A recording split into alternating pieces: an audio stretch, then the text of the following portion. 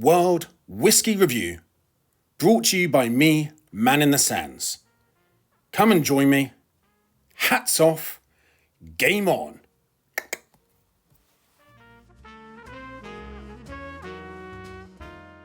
Welcome back and thanks for joining me. Today is the first episode of our new theme for November, no age statement whiskies ranging from Scotland to Japan, all single malt. There's a range of peaty and unpeaty, and there is a range of 43 to just under 47% in alcoholic volume. Today we're looking at Loch Lomond. Loch Lomond Whiskey changed hands in 2014. The former Diageo financial chief, Nick Rose, is the CEO. And obviously, knowing his business and commercially sound, he saw the opportunity to sell the company quickly onwards, whilst retaining a stake, to a Hong Kong investment fund.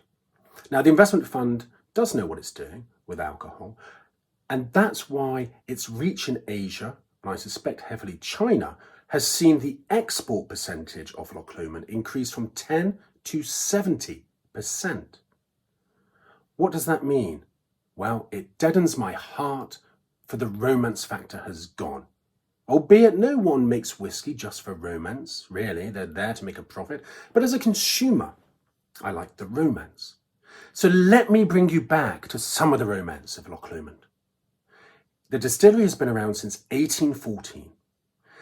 Loch Lomond is in the Highlands, and within Loch Lomond you have Britain's largest inlet island, Inchmurrin.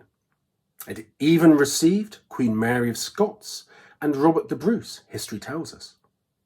That means, to me, this whiskey expression should have a bit of the sweetness and richness to reflect that vroom of the Scots' rebellion against the English during those times. Now, as a fan of Britain and the United Kingdom, and nothing against my Scotsmen, I love the fact that we're still together, so I can enjoy with much more love than feeling distance away the single malts and Scotch of Scotland. So thank you for providing that for me to enjoy. And here is the bottle. It's a wee tasting bottle, and you can see the label. That label is a reflection of when Nick Rose, coming in 2014, 2015, changed the branding. He recognised it needed changing. In the past, the whiskies hadn't been that great. They were losing their reputation. However, the last Loch Lomond whiskey I tasted, I really liked it. It was a 12-year-old and I really enjoyed it. So, what has this got in store for us? Well, 46% matured in ex-American oak and finish of Madeira casks. Now, that should reflect in the colour if you look at here. Look at that. That's the kind of colour you'll see when it's finished in sherry or Madeira casks. It's the wine influence. Loch Lomond do seek to avoid caramel colouring and flavouring to the whiskies, and also they tend to keep them unchill filtered, which I like. Nothing wrong with that. If you remember, the unchill filtered simply means on contact with a colder liquid or ice, it'll steam or cloud up the glass. Just as nature intended. So, let's know, shall we? 46%, do be wary, sensitivity to the nostrils. What are we expecting? Something a little fruity. Less fruity than I thought it'd be. Not sure if that's almonds or not that I'm getting. Marzipan, I'd say marzipan. There is some fruit, jammy, but not heavy, not overwhelming. I'm pretty sure when I do this, nothing changes. We will do that with the Lagavulin and you'll see that it will change. Now, on to the tasting. So without further ado, hats off, game on. Slanger.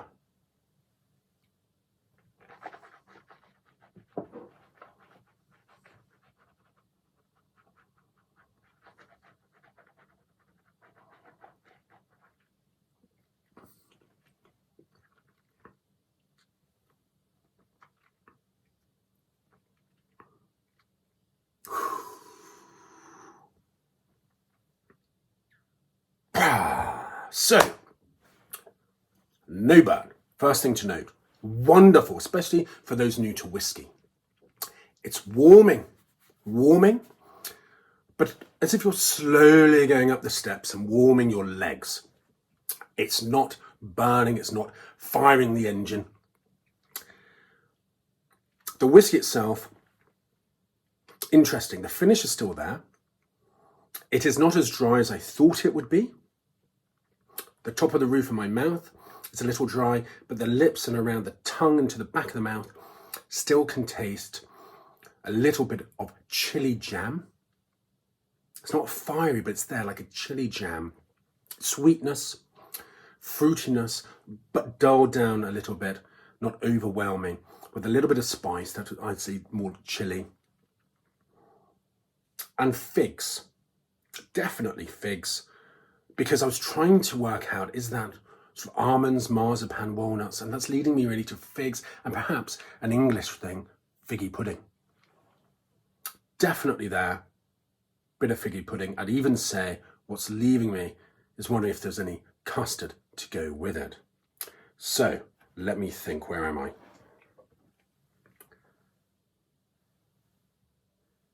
Don't add too much. You'd ruin it. You do not want to add more than a tiniest drop to this. Tiny. Because there is a complexity there, but it's light. It's lifting off the tongue. Therefore, let's see what's going on here, shall we?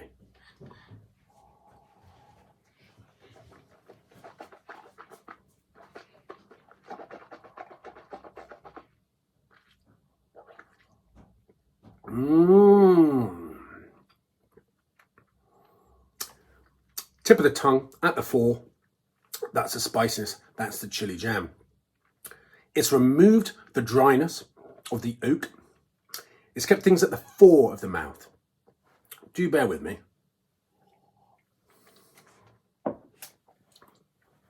That's better. Proper dram in the back. Lit the mouth up. That's interesting. So, do you want something that has a bit of pepper and spice? If you do, still going at the back of the tongue in the mouth. Slightly more than a burn. Well, I was going to say not quite a burn, but slightly more than it was before.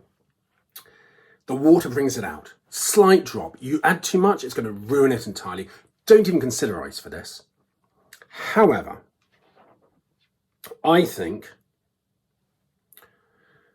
naked as nature intended.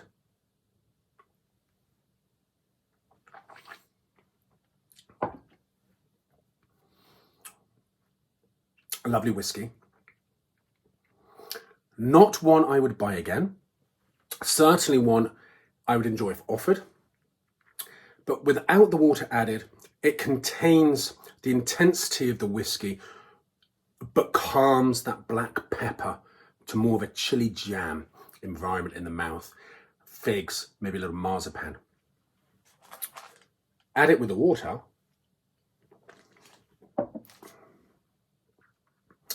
Changes that, opens it out. Enjoyable in the mouth, but I find what's lingering, for me, not overly pleasant. I've enjoyed other whiskies much more. You know, roughly £50, $65 a bottle, or 70, you know. There are other whiskies I would enjoy. I'd enjoy its 12-year-old much more than the Inchmurrin. So what does that leave it for you? Do try it. If you find it, you may enjoy it. It may be that my palate is just preferring a different expression within it compared to what I'm having here. I certainly know a very good friend of mine from South America has the palate where he enjoys very much I think this more, the sort of lightness, the pepperiness. I think he'd enjoy it more, similar to how he can enjoy a bourbon. Overall, I do not recommend you go out and buy it with other choices around. I would recommend its 12-year-old any day of the week. And with that, I leave you. Thanks for joining me. I look forward to you joining again, where we'll look at the Longrow. The Longrow is completely different to this, but the same alcoholic volume of 46%. Let's see where it's going. Take care. Bye-bye.